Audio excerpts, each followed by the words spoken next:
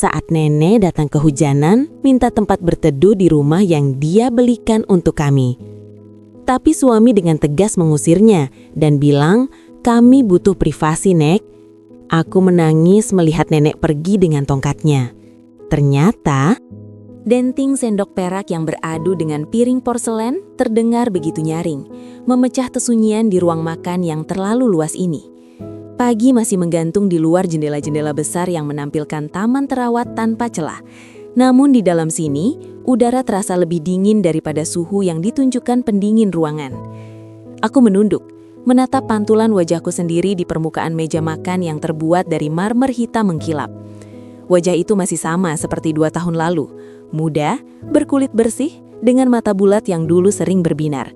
Namun kini ada lapisan kelelahan yang tak kasat mata menyelimutinya. 2 tahun.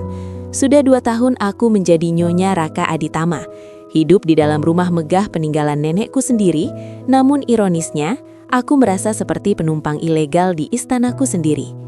Kopinya kurang panas, Dini. Suara bariton yang datar itu membuat bahuku tersentak kecil. Aku mendongak, menatap Raka yang duduk di ujung meja seberang. Suamiku tampak sempurna, seperti biasa. Kemeja putihnya licin tanpa satu kerutan pun. Dasi sutra biru tua terikat dengan simpul Windsor yang presisi dan rambutnya tertata rapi dengan pomade mahal yang aromanya menguar hingga ke tempatku duduk. Dia tampan, sangat tampan, dengan cara yang mengintimidasi. "Maaf, Mas," cicitku pelan, buru-buru bangkit dari kursi. "Aku buatkan yang baru, sebentar." "Tidak perlu," potong Raka dingin, mengangkat tangannya sedikit, isyarat mutlak untuk menyuruhku kembali duduk. Dia menyesap kopi itu lagi dengan ekspresi sedikit jijik, seolah menelan racun, bukan kopi single origin yang bijinya ia pilih sendiri. "Waktuku habis kalau harus menunggumu menyeduh ulang. Lain kali pakai termometer. 65 derajat. Jangan lebih, jangan kurang. Berapa kali harus kukatakan?" Aku menelan ludah yang terasa pahit. "Iya, Mas, aku lupa." "Lupa," ulangnya, nadanya mencemooh. Matanya yang tajam menelusuri penampilanku dari ujung rambut hingga ujung kaki. Tatapan itu bukan tatapan penuh cinta seorang suami kepada istri, melainkan tatapan seorang kolektor yang sedang memeriksa apakah ada goresan pada barang antiknya. "Gaun itu, kenapa kamu pakai warna itu?" Aku memandang gaun terusan selutut berwarna peach yang kukenakan. Ini kado ulang tahun dari Mas tahun lalu. Aku pikir, Mas suka. Terlalu cerah. Putusnya singkat, ganti dengan yang abu-abu atau biru navy. Kamu terlihat kekanak-kanakan dengan warna itu. Ingat, kamu istri seorang konsultan keuangan terkemuka, bukan gadis desa yang baru main ke kota. Perintah itu meluncur begitu natural seolah ia sedang memberitahuku bahwa hari ini akan hujan. Tidak ada ruang untuk negosiasi. Hatiku berdenyut nyeri. Namun bibirku otomatis menyunggingkan senyum tipis, topeng ketaatan yang telah kulatih selama 730 hari terakhir. "Baik, Mas, nanti setelah Mas berangkat, aku ganti." Raka meletakkan cangkirnya, lalu berdiri. Ia berjalan memutar meja, langkah kakinya di atas lantai marmer terdengar tegas dan berirama. Ia berhenti tepat di belakang kursiku. Aku menahan nafas, tubuhku menegang. Tangan Raka yang besar dan hangat menyentuh bahuku, meremasnya perlahan. Sentuhan yang seharusnya menenangkan, namun entah mengapa selalu mengirimkan sinyal bahaya ke saraf-sarafku. Ia membungkuk, membisikkan kata-kata tepat di telingaku. "Aku melakukan ini karena aku peduli, Dini. Kamu itu ceroboh, naif. Kalau bukan aku yang mengaturmu, siapa lagi? Dunia di luar sana kejam. Hanya di sini kamu aman. Di rumah ini, di bawah pengawasanku." "Aku tahu, Mas," jawabku lirih. "Bagus." Ia mengecup puncak kepalaku sekilas, ciuman yang terasa kering dan formal. "Hari ini jangan keluar rumah. Tukang kebun akan datang siang nanti untuk memangkas tanaman pagar depan. Aku tidak mau kamu terlihat oleh laki-laki lain, apalagi dengan pakaian seperti ini. Mengerti? Mengerti." Setelah pintu depan tertutup dan deru mesin mobil sedan Raka menjauh, barulah aku bisa menghembuskan nafas panjang. Tubuhku merosot di kursi. Tulang punggungku terasa lemas seakan baru saja memikul beban bertonton. Keheningan kembali menyergap, kali ini lebih mencekam. Aku bangkit dan berjalan tanpa tujuan menyusuri lorong rumah. Lukisan-lukisan abstrak pilihan Raka menggantikan foto-foto keluarga yang dulu dipajang nenekku. Vas-vas bunga minimalis menggantikan guci-guci antik kesayangan ibuku yang tiada. Rumah ini masih berdiri di atas tanah warisan keluarga besarku. Sertifikatnya mungkin masih atas nama keluarga besarku, namun ironisnya, aku merasa seperti penumpang ilegal di istanaku sendiri. Langkahku terhenti di depan pintu kaca geser yang menghadap ke halaman belakang. Taman belakang sangat luas, sebuah kemewahan di tengah kota yang padat. Di sana, rumput Jepang terhampar hijau sempurna, dikelilingi pohon-pohon Kamboja yang berbunga putih. Namun, bukan keindahan taman itu yang menarik perhatianku. Mataku terpaku pada bangunan di ujung terjauh halaman. Sebuah paviliun bergaya kolonial, terpisah sekitar 50 meter dari bangunan utama. Paviliun itu dulu adalah tempat nenek melukis. Dulu tempat itu penuh cahaya, penuh warna, dan pintu depannya selalu terbuka lebar menyambut angin sore. Tapi sekarang, paviliun itu tampak suram. Jendelanya tertutup rapat oleh tirai tebal berwarna hitam. Pintunya digembok ganda. Cat putihnya tampak sedikit mengelupas di beberapa bagian, kontras dengan kesempurnaan rumah utama. Sejak kami menikah, Raka melarangku, secara harfiah mengharamkan aku untuk menginjakan kaki di sana. Itu gudang arsip klien VIP, Dini. Rahasia negara dan perusahaan besar ada di sana. Kalau ada satu kertas saja yang hilang atau bergeser, karirku hancur. Kamu tidak mau suamimu hancur, kan? Itu alasan yang selalu ia berikan. Masuk akal awalnya. Tapi belakangan ini, rasa penasaran mulai menggerogoti logikaku yang sudah rapuh. Aku menempelkan telapak tangan ke kaca pintu geser yang dingin. Firasatku berbisik, ada sesuatu yang salah. Beberapa kali saat aku terbangun tengah malam karena haus, aku melihat lampu paviliun itu menyala remang-remang. Dan pernah satu kali, aku melihat Raka keluar dari sana saat subuh, padahal dia bilang dia tidur di ruang kerjanya karena lembur. Apakah benar hanya dokumen? Tanpa sadar, tanganku membuka kunci pintu geser. Udara hangat menyeruak masuk, membawa aroma tanah basah dan bunga melati. Aku melangkah keluar. Kaki telanjangku menyentuh ubin teras yang kasar. Jantungku berdebar kencang. Raka sudah pergi ke kantor. Tidak ada siapa-siapa di sini. Mungkin aku bisa mendekat sedikit saja, hanya untuk mengintip celah tirai itu. Aku turun ke rumput. Langkahku pelan, seperti pencuri di rumah sendiri. Semakin dekat aku ke paviliun itu, semakin kuat perasaan tidak nyaman yang menjalar di tengkukku. Bangunan itu terasa hidup, bukan seperti gudang mati yang penuh kertas berdebu. Ada suara dengungan pelan dari unit AC di samping paviliun. AC itu menyala. Aku mengerutkan kening. Untuk apa menyalakan pendingin ruangan di gudang arsip yang tidak ada orangnya? Bukankah itu pemborosan listrik yang sangat dibenci Raka? Raka selalu marah jika aku lupa mematikan lampu kamar mandi selama 5 menit, tapi dia membiarkan AC paviliun menyala saat dia tidak ada di rumah. Aku memberanikan diri melangkah lebih dekat, hingga jarakku hanya tinggal 5 meter dari jendela samping paviliun. Aku mencoba menajamkan pendengaran. Sunyi, hanya suara gesekan daun yang tertiup angin. Namun tiba-tiba, mataku menangkap sesuatu di dekat pintu masuk paviliun. Sebuah pot bunga kecil berisi tanaman lavender yang layu. Nenek membenci lavender. Aku juga tidak suka baunya. Dan Raka, dia tidak peduli pada tanaman. Siapa yang menaruh pot itu di sana? Nyonya? Suara berat dari arah belakang membuatku melompat kaget.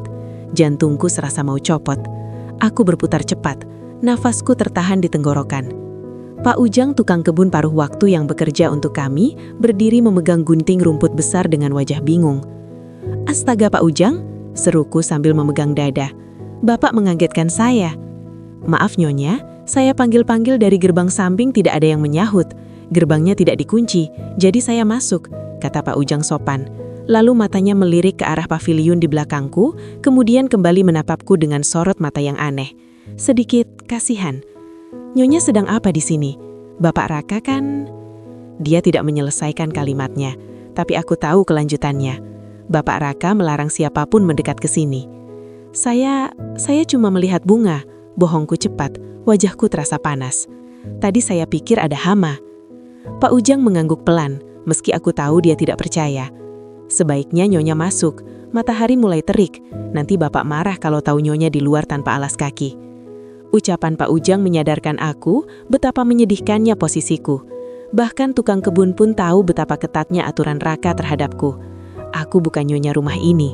Aku adalah tawanan yang harus dijaga agar tidak rusak. Iya Pak, terima kasih, gumamku.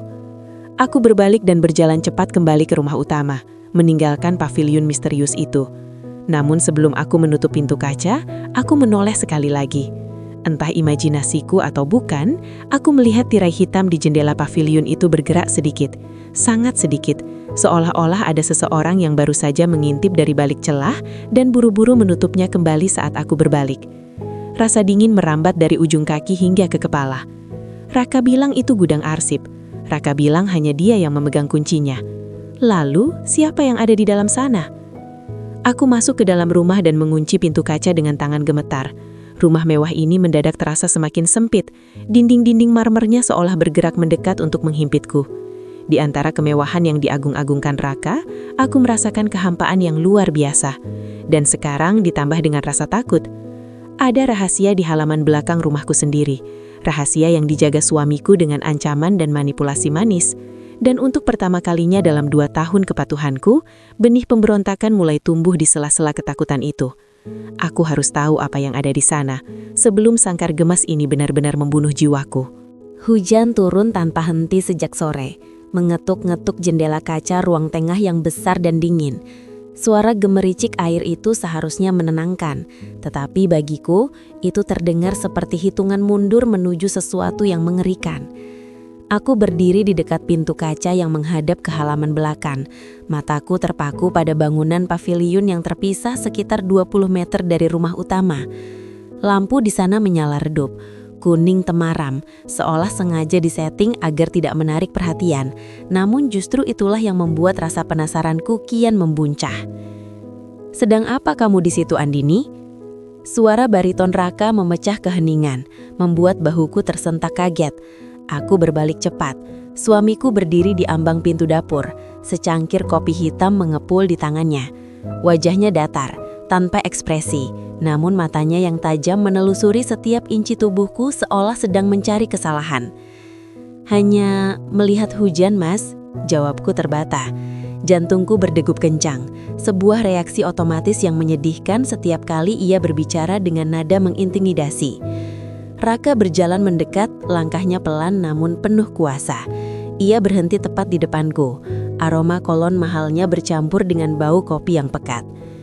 "Sudah berapa kali aku bilang?" bisiknya, nadanya rendah namun menusuk. "Jangan terlalu sering melihat ke arah paviliun. Itu hanya gudang arsip, tidak ada yang menarik di sana.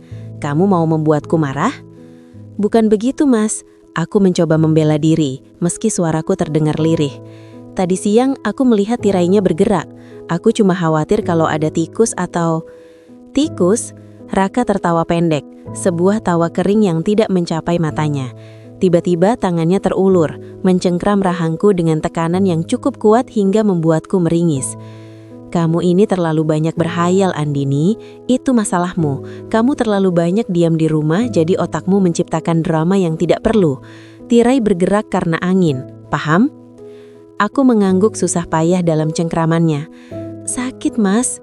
Ia melepaskan tangannya kasar, lalu mengusap pipiku yang memerah dengan jempolnya, seolah-olah ia baru saja membelai porselin mahal bukan menyakiti istrinya sendiri. "Jadilah istri yang penurut. Aku melakukan ini demi kebaikanmu. Jangan usik pekerjaanku." Setelah Raka kembali ke ruang kerjanya, atau begitulah katanya, aku kembali ditinggalkan dalam kesunyian rumah besar ini. Namun keraguan itu tidak hilang. Malam semakin larut, dan ketika aku berbaring di tempat tidur kami yang dingin, Raka belum juga menyusul. Jam dinding menunjukkan pukul 1 dini hari. Didorong rasa haus dan gelisah, aku memberanikan diri turun ke dapur. Saat melewati lorong yang berbatasan langsung dengan taman belakang, langkahku terhenti. Suara itu ada lagi. Di antara deru hujan yang mulai mereda, sayup-sayup terdengar suara tawa. Bukan suara televisi, bukan suara Raka. Itu suara tawa perempuan, renyah, manja, dan terdengar begitu hidup. Bulu kuduku meremang. Aku menempelkan telinga ke kaca jendela yang dingin. Hening sejenak, lalu terdengar lagi. Kali ini disertai suara benda jatuh diikuti seruan tertahan, "Shh." Darahku berdesir hebat. Itu bukan halusinasi. Aku yakin aku tidak gila. Ada kehidupan di balik dinding paviliun itu. Ada seseorang di sana yang berbagi tawa dengan suamiku, sementara aku di sini membusuk dalam kesepian. Bayangan siluet dua orang yang saling berdekatan terpantul samar di tirai paviliun sebelum lampu di sana tiba-tiba padam total. Gelap menelan segalanya, menyisakan aku yang gemetar memegang gelas kosong. Keesokan harinya, atmosfer di rumah terasa semakin mencekam. Raka bersikap seolah-olah tidak terjadi apa-apa, tetap dengan rutinitas paginya yang perfeksionis, dati yang simpulnya harus presisi, sarapan yang harus tersaji pukul 6 tepat dan kecupan dingin di keningku sebelum ia berangkat kerja. Namun aku tahu, ia tidak benar-benar pergi jauh.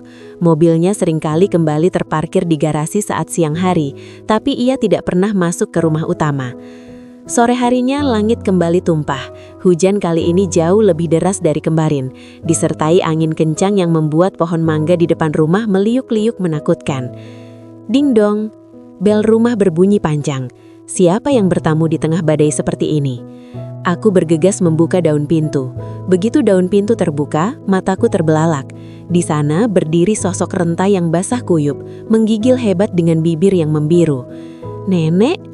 Pekiku. "Itu nenekku, wanita yang mewariskan rumah mewah ini padaku. Atau lebih tepatnya, yang kini dikuasai Raka. Kain batiknya yang lusuh basah kuyup, menempel di tubuhnya yang kurus. Ia membeluk sebuah bungkusan plastik hitam erat-erat di dadanya. Andini," suaranya gemetar, nyaris tak terdengar ditelan suara hujan. "Rumah nenek kebanjiran, Nak.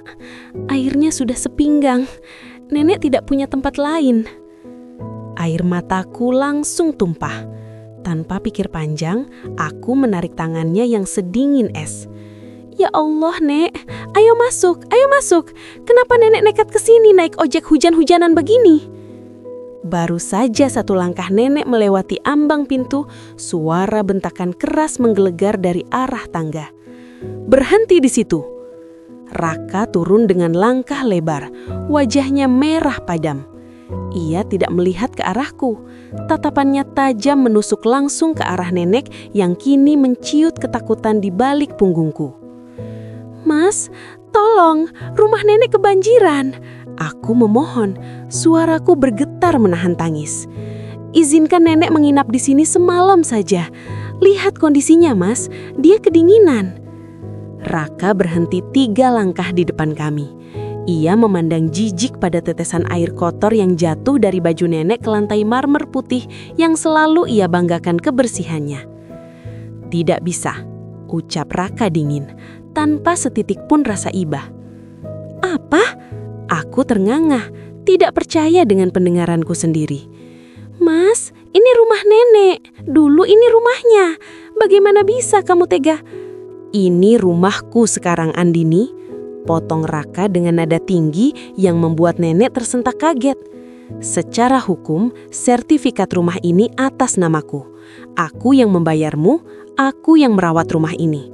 Aku tidak mau ada orang asing yang mengganggu privasi kita, apalagi membawa kuman dan kotoran banjir masuk ke sini." "Orang asing? Dia nenekku, Mas. Dia yang membesarkanku." Aku berteriak, rasa takutku pada Raka sesaat hilang tertutup rasa sakit hati yang luar biasa melihat nenek diperlakukan seperti pengemis. Raka mencengkeram lenganku, menarikku menjauh dari nenek. Aku bilang tidak, ya tidak. Kamu jangan membantah suami.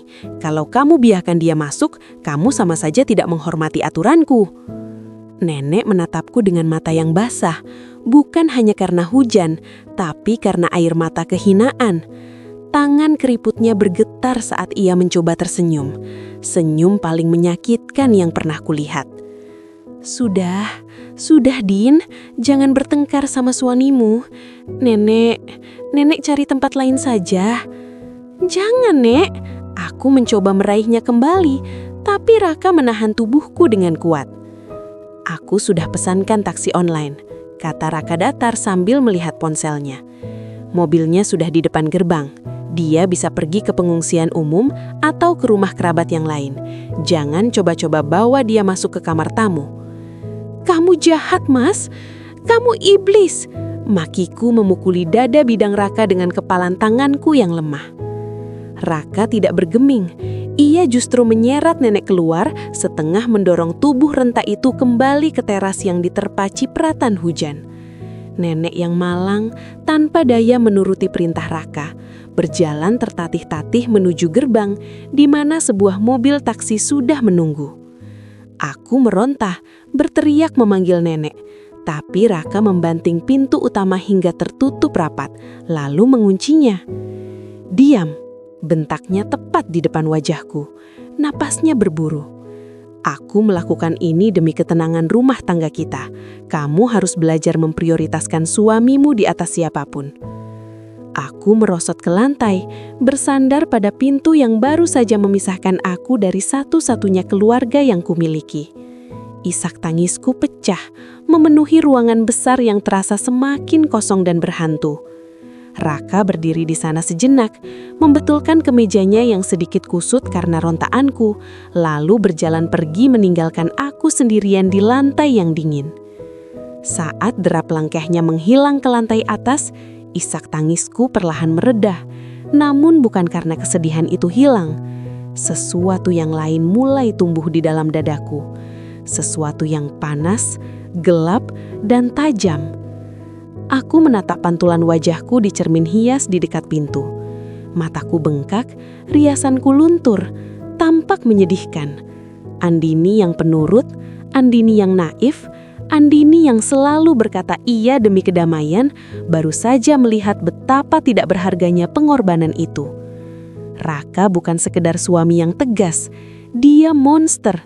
Dia mengusir pemilik asli rumah ini seperti mengusir anjing liar. Dan paviliun itu, suara tawa wanita itu, semuanya mulai terangkai menjadi mimpi buruk yang nyata. Aku bangkit perlahan, menyeka air mata dengan punggung tangan.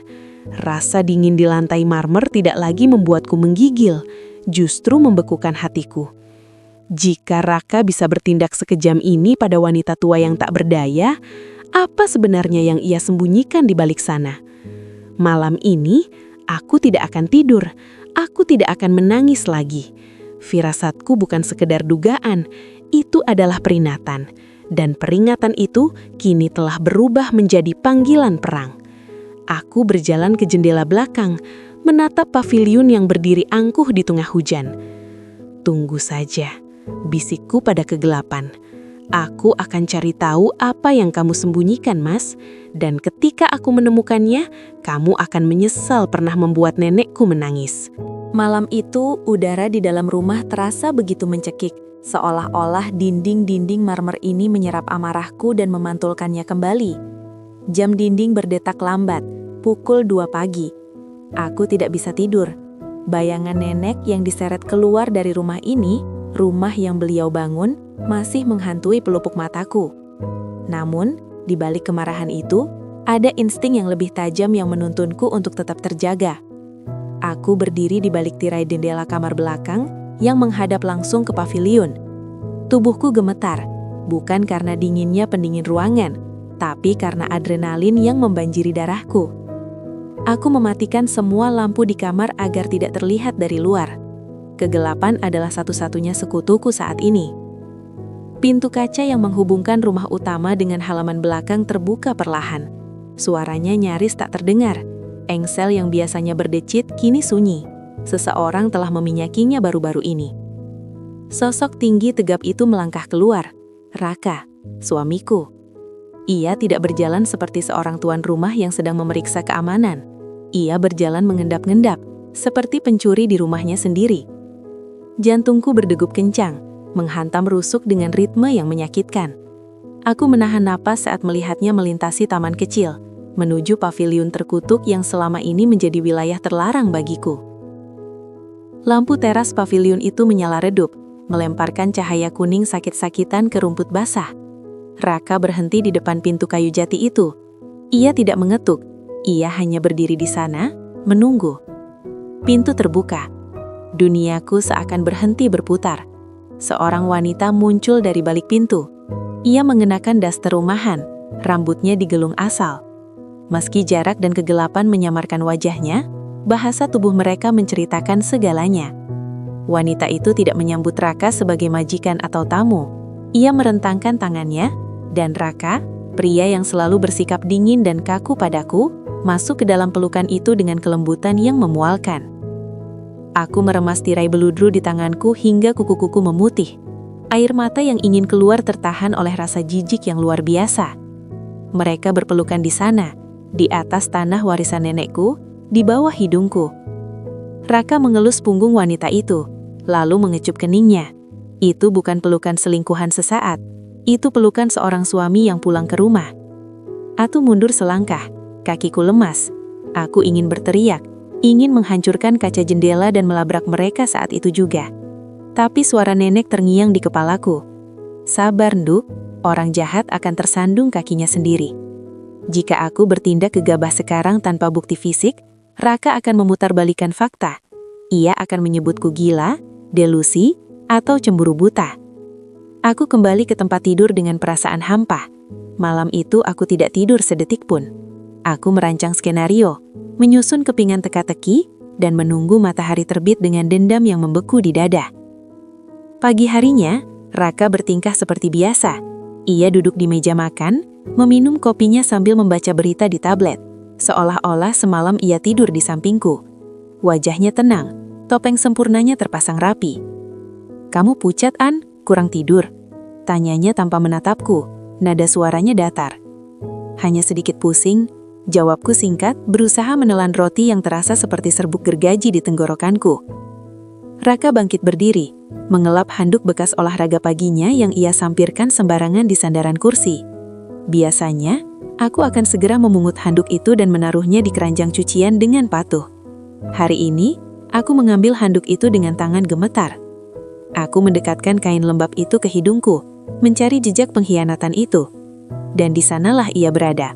Aroma itu menghantamku lebih keras daripada tamparan fisik. Bukan parfum wanita murahan, bukan bau alkohol. Itu bau minyak telon, bau kas bayi, bercampur dengan aroma asam muntahan susu yang samar namun tak terbantahkan. Lututku goyah. Aku merosot ke lantai dapur yang dingin, mendekap handuk itu dengan perasaan hancur lebur. Seorang bayi. Raka tidak hanya memiliki wanita lain, dia memiliki keluarga lain. Dia memiliki seorang anak di pavilion itu. Rasa sakit yang merobek dadaku berbeda dari sekedar diselingkuhi. Sebagai wanita yang selama ini didoktrin Raka bahwa kami harus menunda momongan demi karirnya, kenyataan ini adalah penikaman yang paling keji. Ia menolak menyentuhku berbulan-bulan dengan alasan lelah. Tapi di sana, beberapa meter dari kamar kami, dia membesarkan darah dagingnya sendiri. Aku mendengar langkah kaki Raka menuruni tangga. Cepat-cepat aku bangkit, melempar handuk itu ke ruang cuci, dan membasuh wajahku di wastafel dapur. Aku tidak boleh terlihat lemah. Tidak sekarang.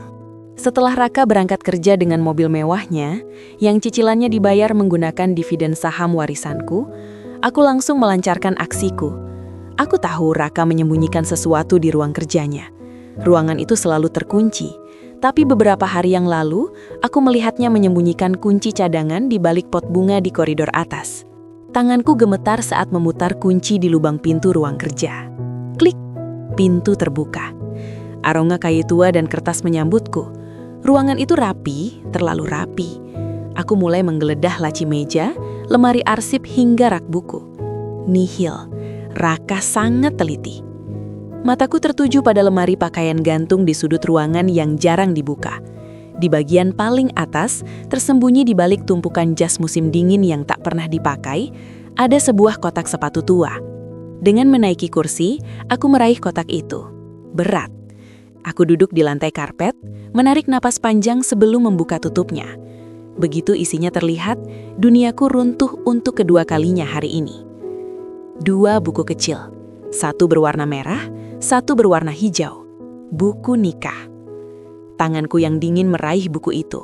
Foto Raka terpampang di sana, tersenyum lebar, bersanding dengan wanita yang kulihat semalam. Namanya tertulis jelas, Camelia Sartika. Tanggal pernikahannya, setahun sebelum Raka menikahiku. Bajingan, desisku. Suaraku pecah di ruangan sunyi itu. Kau bajingan, Raka? Jadi aku adalah istri kedua? Atau istri siri? Tidak, buku nikah ini asli. Lalu pernikahan kami? Hatiku mencelos saat menyadari kemungkinan dokumen pernikahanku dengan Raka dipalsukan, atau mungkin dia memalsukan statusnya saat melamarku. Di bawah buku nikah itu, terdapat tumpukan dokumen yang lebih mengerikan. Rekening koran dan bukti transfer. Mataku membelalak melihat nominalnya.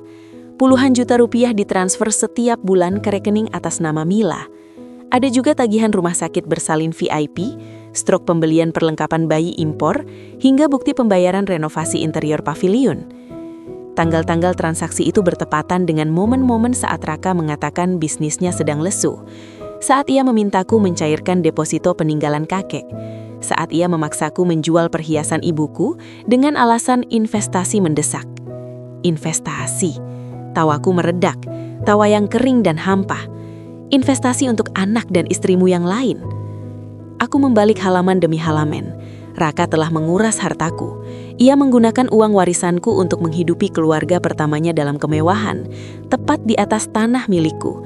Sementara ia mengisolasi dan menyiksaku secara mental di rumah utama. Ia menjadikan aku sapi perah, sementara Mila hidup nyaman di pavilion yang kubayar listrik dan airnya. Air mataku mengering. Rasa perih di dada perlahan bermetamorfosis menjadi sesuatu yang panas dan keras. Seperti baja yang ditempa api. Aku mengambil ponselku, memotret setiap lembar dokumen itu. Buku nikah, akta lahir bayi yang juga terselip di sana, namanya Bara, usia 3 bulan, dan semua bukti transaksi keuangan. Tanganku tidak lagi gemetar, napasku menjadi teratur. Aku merapikan kembali kotak itu dan mengembalikannya ke tempat semula. Persis seperti sedia kala. Tidak boleh ada jejak bahwa aku pernah menyentuhnya. Aku berjalan keluar dari ruang kerja, mengunci pintunya kembali dan menaruh kunci di bawah pot bunga. Aku berdiri di depan cermin besar di lorong lantai 2, menatap pantulan diriku sendiri. Wanita di cermin itu terlihat kurus, matanya cekung dengan lingkaran hitam, rambutnya kusam. Itu adalah Andini yang lama.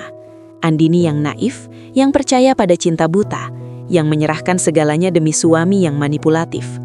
Aku menyentuh kaca dingin itu. Selamat tinggal Andini yang bodoh, bisikku pada bayangan diriku sendiri.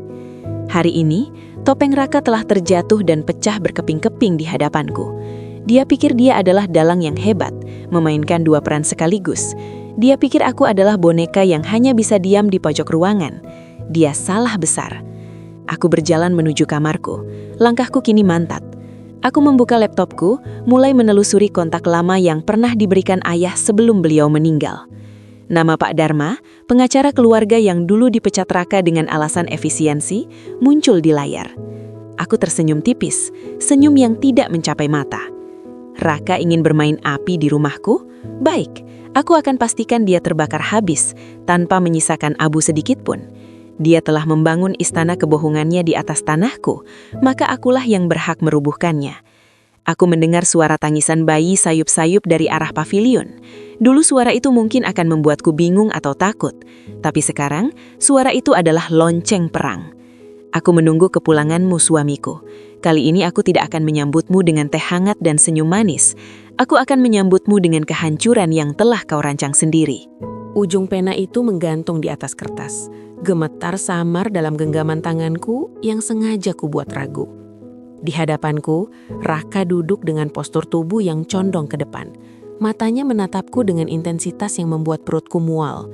Bukan tatapan cinta seperti dulu, melainkan tatapan seekor serigala yang sedang membujuk domba agar masuk ke dalam panci rebusan.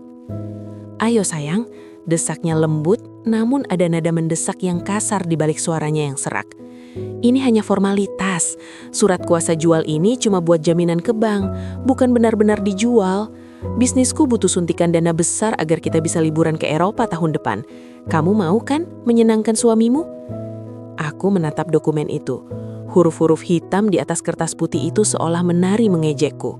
Surat kuasa jual. Dia bahkan tidak berusaha menyamarkannya lagi. Dia pikir aku masih Andini yang bodoh, Andini yang buta karena cinta. Andini yang tidak tahu bahwa sertifikat asli rumah ini sudah kusembunyikan di deposit box bank sejak 3 hari yang lalu, tepat setelah aku menemukan buku nikah sialan itu. "Tapi mas," suaraku kubuat lirih, memancingnya. "Ini rumah warisan nenek, beliau pasti marah kalau tahu." Raka menggebrak meja pelan, lalu menarik napas panjang, mencoba mengendalikan emosinya yang mulai retak. Ia meraih tanganku, jari-jarinya yang dingin terasa lengket. Nenek sudah tua, Andini, dia sudah pikun, dia tidak akan mengerti urusan bisnis orang dewasa. Percayalah padaku, aku suamimu, imammu. Apa kau tidak percaya pada imammu? Kata imam itu terdengar begitu kotor keluar dari mulutnya yang penuh dusta. Ingin rasanya aku meludahi wajahnya saat itu juga. Namun aku menahan diri. Permainan ini harus diakhiri dengan sempurna. Baiklah, kalau itu mau Mas. Aku mendekatkan pena ke kertas, menikmati setiap detik keringat dingin yang menetes di pelipis Raka. Dia menahan napas, matanya berbinar tamak. Tepat saat ujung pena menyentuh kertas, suara teriakan histeris memecah ketegangan di ruang tamu. "Tuan Raka, Tuan, tolong!" Itu suara Biinah. Pintu samping yang menghubungkan rumah utama dengan halaman belakang terbanting keras. Biinah lari masuk dengan wajah pucat pasi. Napasnya tersengal-sengal dan noda darah segar terlihat jelas di apron putihnya. Raka tersentak berdiri. Kursi yang didudukinya terjungkal ke belakang. "Ada apa, Bi?" bentaknya. Kepanikan murni langsung merayapi wajahnya. Bukan panik karena teriakan, tapi panik karena rahasianya terancam. "Non Mila, Tuan. Non Mila pendarahan hebat di paviliun. Ketubannya pecah, banyak sekali darahnya, Tuan. Dia pingsan." Waktu seolah berhenti. Topeng Raka hancur berkeping-keping. Dia tidak menoleh padaku untuk membuat alasan. Dia tidak mencoba berbohong bahwa Mila adalah saudara jauh atau tamu. Insting alaminya sebagai suami dari wanita lain mengambil alih. Wajahnya memucat, terbayang ketakutan kehilangan ibu dari anaknya. "Sial," umpat Raka. Ia berbalik, matanya liar mencari sesuatu di atas meja. Dompetnya tertinggal di kamar, tapi dompetku tergeletak di meja kopi. Tanpa permisi, tanpa rasa malu, tangan Raka menyambar dompetku, merobek isinya dan menarik kartu debit platinum milikku. Kartu yang terhubung dengan sisa tabungan warisan ayahku.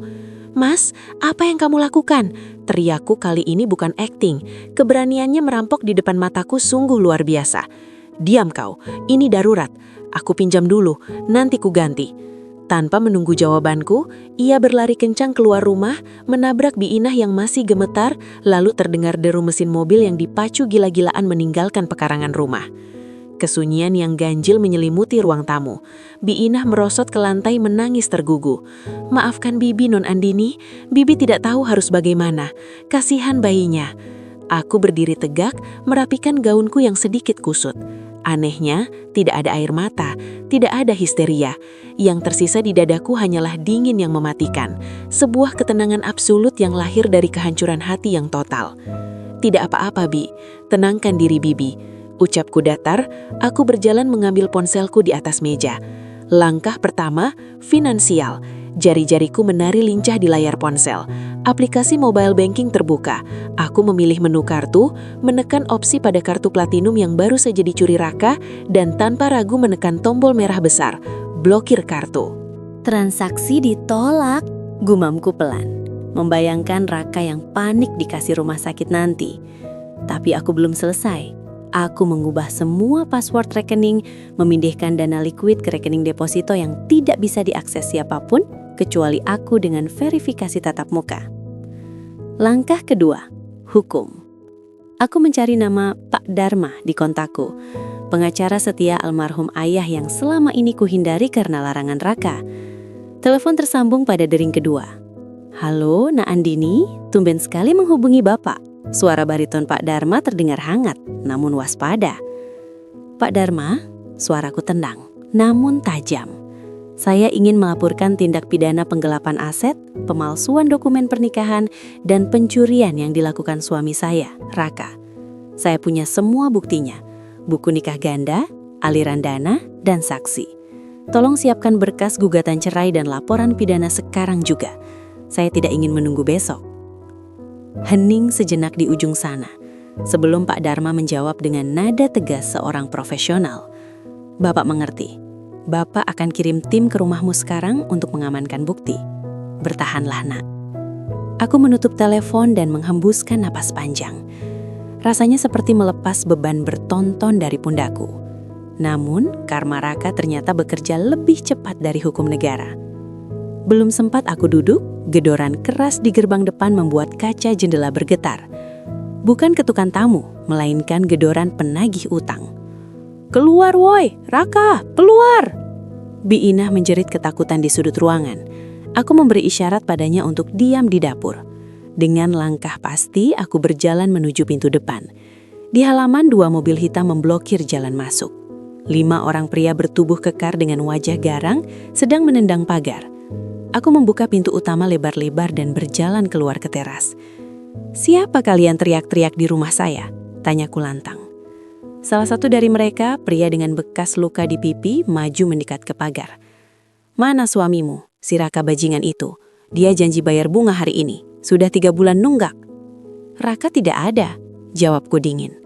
"Jangan bohong. Dia bilang rumah ini jaminannya. Dia kasih sertifikatnya ke bos kami." Pria itu melambaikan sebuah map. Aku tertawa kecil, tawa yang kering dan hampa. "Coba kalian cek sertifikat itu di BPN. Itu palsu. Sertifikat asli rumah ini ada di bank atas nama saya, Andini Putri. Raka tidak punya hak 1 sentimeter pun atas tanah ini." Wajah para penagih utang itu berubah merah padam. Mereka menyadari bahwa mereka telah ditipu mentah-mentah oleh Raka. "Kurang ajar, di mana dia sekarang?" "Dia baru saja pergi," kataku sambil menunjuk ke arah jalan raya. "Ke rumah sakit Medika. Istri mudanya melahirkan di sana. Dia membawa uang tunai yang cukup banyak, katanya untuk biaya operasi." Kebohongan kecil tentang uang tunai itu adalah bensin yang kusiramkan ke dalam api amarah mereka. Tanpa babi bu, para preman itu bergegas masuk ke mobil. "Kejar ke Medika, habisi dia sebelum polisi datang." Mereka melesat pergi meninggalkan debu yang beterbangan. Aku berdiri di teras merasakan angin sore menerpa wajahku. Langit mulai gelap, segelap nasib Raka malam ini. Sekitar 2 jam berlalu. Aku duduk di sofa ruang tamu ditemani secangkir teh yang sudah dingin. Lampu-lampu kristal di ruangan itu berpendar redup. Suara sirine memecah keheningan malam, diikuti keributan di depan rumah. Aku berjalan keluar dengan tenang. Sebuah mobil patroli polisi terparkir, dan di sebelahnya, mobil hitam para penagih utang tadi. 2 orang polisi turun menyeret seseorang dari kursi belakang mobil preman itu. Itu Raka. Kondisinya mengenaskan. Kemeja mahalnya robek-robek dan berlumuran darah. Wajahnya bengkak, matanya lebam membiru, dan bibirnya pecah. Dia berjalan terpincang-pincang, diseret oleh polisi.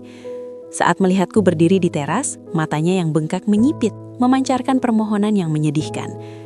Andini, tolong aku." Rintihnya, suaranya parau dan basah oleh air mata dan darah. "Mereka gila, mereka memukuli aku. Bilang sama polisi ini rumah kita, Andini." Aku menuruni anak tangga teras satu persatu, anggun dan tak tersentuh. Aku berhenti tepat di hadapannya. Bau amis darah dan keringat ketakutan menguar dari tubuhnya.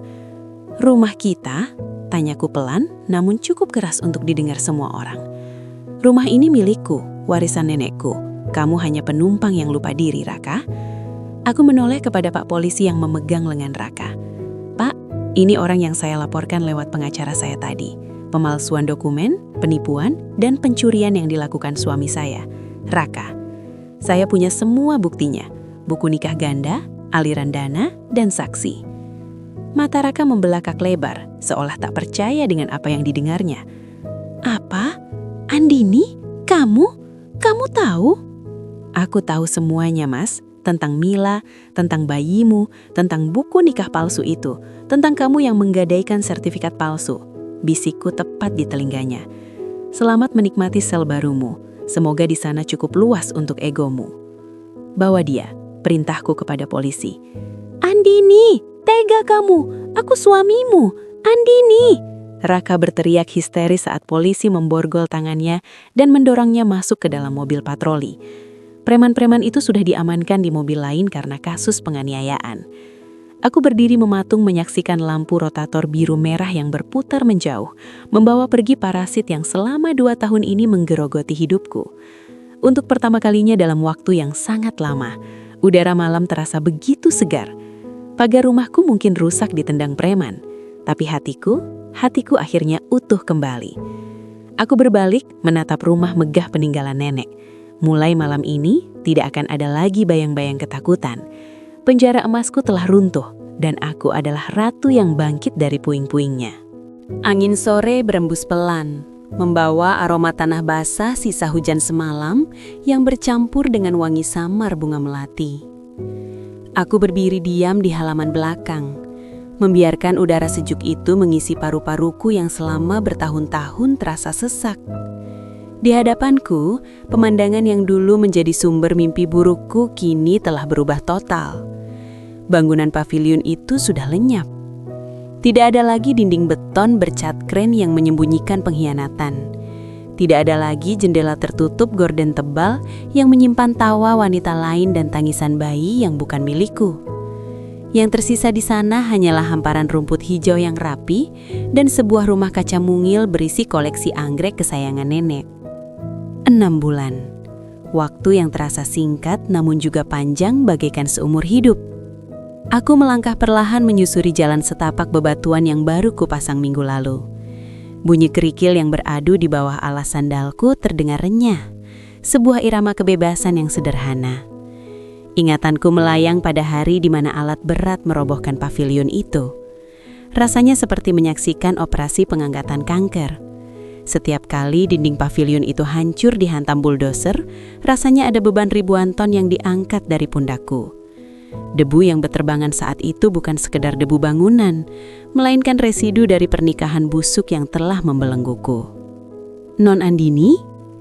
Panggilan lembut itu membuyarkan lamunanku.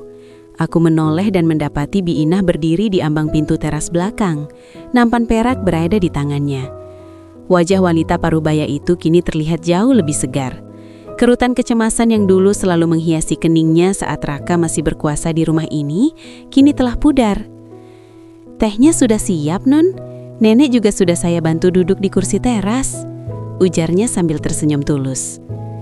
Terima kasih, Bi. Aku segera ke sana, jawabku. Aku berjalan kembali menuju teras utama. Rumah ini, rumah warisan nenek yang megah dengan pilar-pilar tinggi, akhirnya kembali bernafas. Dulu bayangan Raka seolah menempel di setiap sudut, membuat lorong-lorong rumah terasa gelap dan mengancam. Tapi sekarang, cahaya matahari leluasa masuk.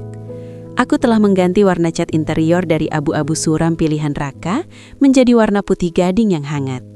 Setiap perabotan yang pernah disentuh atau dibeli oleh Raka sudah kusingkirkan, entah kubakar atau kusumbangkan. Aku tidak ingin ada satupun atom dari keberadaannya yang tersisa di sini. Di teras, nenek duduk di kursi rotan kesayangannya, memandang lurus ke arah taman anggrek baru itu. Selimut tipis bermotif batik menutupi kakinya. Meski fisiknya masih belum pulih sepenuhnya dari trauma pengusiran paksa waktu itu, sorot matanya telah kembali tajam dan jernih. Aku duduk di sampingnya, meraih cangkir teh porselin yang uapnya masih mengepul hangat. Aroma melati dan gula batu menguar, aroma yang mengingatkanku pada masa kecil yang bahagia sebelum badai itu datang. Anggrek bulan yang warna ungu itu mulai berbunga, Din. Suara nenek terdengar serak namun penuh kepuasan. Telunjuknya yang gemetar menunjuk ke arah rumah kaca. Aku tersenyum mengikuti arah pandangnya. Iya, Nek. Tukang kebun bilang tanah di sana subur sekali setelah puing-puingnya diangkat. Nenek menoleh kepadaku, menatapku lekat-lekat. Ada kebanggaan yang tidak terucap di sana. Tanah ini tahu siapa tuannya, Nduk. Dia menolak ditumbuhi benalu. Kata-kata nenek menohok namun menenangkan. Benalu, kata yang tepat untuk Raka. Berita terakhir yang kudengar dari Pak Dharma sungguh memuaskan dahagaku akan keadilan. Raka kini mendekam di balik jeruji besi, divonis 5 tahun penjara atas tuduhan berlapis, pemalsuan dokumen, penipuan dan penggelapan aset.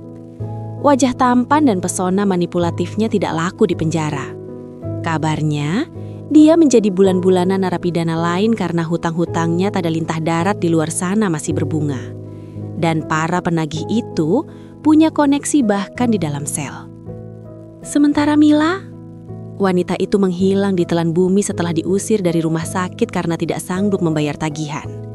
Tanpa Raka yang bisa diperas dan tanpa status hukum yang jelas, dia hanyalah orang asing yang membawa anak tanpa ayah. Aku tidak lagi menyimpan dendam padanya, hanya rasa kasihan yang dingin. Dia hanyalah korban lain dari keserakahan Raka, meskipun dia memilih untuk menjadi sekutu dalam kejahatan itu. Apa surat itu sudah selesai? Tanya nenek tiba-tiba seolah bisa membaca pikiranku yang sedang berkelana ke masa lalu. Aku mengangguk mantap, meletakkan cangkir tehku ke atas piring kecil dengan denting pelan. Sudah, Nek. Akta cerainya keluar kemarin sore. Pak Dharma mengantarnya langsung. Kau bebas, Andini. Bisik nenek, tangannya meraih tanganku dan menggenggamnya erat. Kulitnya yang keriput terasa kasar namun hangat. Kau benar-benar bebas. Bukan cuma bebas, Nek.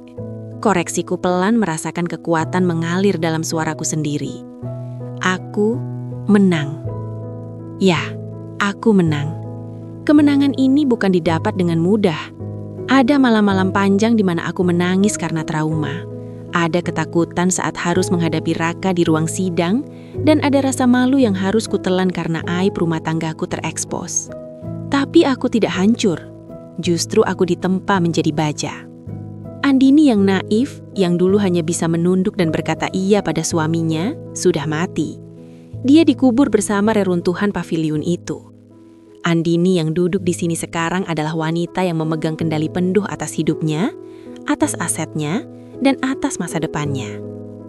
Aku mengambil nafas dalam-dalam, menikmati udara sore yang semakin sejuk. Langit di ufuk barat mulai memerah, menyisakan gurat-gurat jingga dan ungu yang memukau. Tidak ada hujan hari ini, tapi rasanya aku bisa melihat pelangi di sana. Bi Ina masak soto ayam kesukaan nenek untuk makan malam. Ujarku mencoba mengalihkan suasana yang mulai terlalu emosional. Nenek tertawa kecil. Bagus, sudah lama lidahku pahit karena obat-obatan. Aku ingin makan enak di rumahku sendiri. Rumah kita, Nek, tegasku lembut. Iya, rumah kita, ulang nenek. Kami kembali terdiam, menikmati kebersamaan yang tenang ini. Aku memandangi cincin di jari manisku, bukan cincin kawin yang dulu menjadi simbol perbudakanku, melainkan cincin bermata zamruda peninggalan ibu yang sempat disembunyikan Raka di berangkasnya. Kini cincin itu kembali melingkar di jariku, berkilau ditimpa cahaya matahari sore. Suara burung gereja yang berebut tempat di dahan pohon mangga terdengar riuh namun damai. Tidak ada lagi bentakan, tidak ada lagi manipulasi, tidak ada lagi ketakutan bahwa seseorang akan merampas apa yang menjadi hakku saat aku lengah. Aku menyesap tehku lagi. Rasanya manis, hangat, dan menenangkan. Dulu aku pikir duniaku telah berakhir ketika mengetahui pengkhianatan Raka. Aku pikir aku akan mati lemas dalam penjara emas ini. Tapi ternyata, badai itu justru datang untuk membersihkan segalanya. Badai itu menghancurkan fondasi rapuh hidupku agar aku bisa membangun ulang fondasi yang jauh lebih kuat. Aku menatap nenek yang kini mulai memejamkan mata menikmati angin sore. Wajah tuanya tampak damai. Inilah yang kuperjuangkan. Bukan sekadar harta atau aset, tapi kedamaian ini. Martabat keluarga kami yang sempat diinjak-injak kini telah tegak kembali. Terima kasih Tuhan, bisikku nyaris tanpa suara. Pelangi tidak selalu muncul dalam bentuk lengkungan warna-warni di langit. Bagiku, pelangi itu adalah senyum nenek, wangi tanah basah di kebun anggrek, dan rasa tenang yang kini bertahta di hatiku. Badai telah berlalu dan aku masih berdiri tegak, utuh, kuat, dan yang paling penting, bahagia.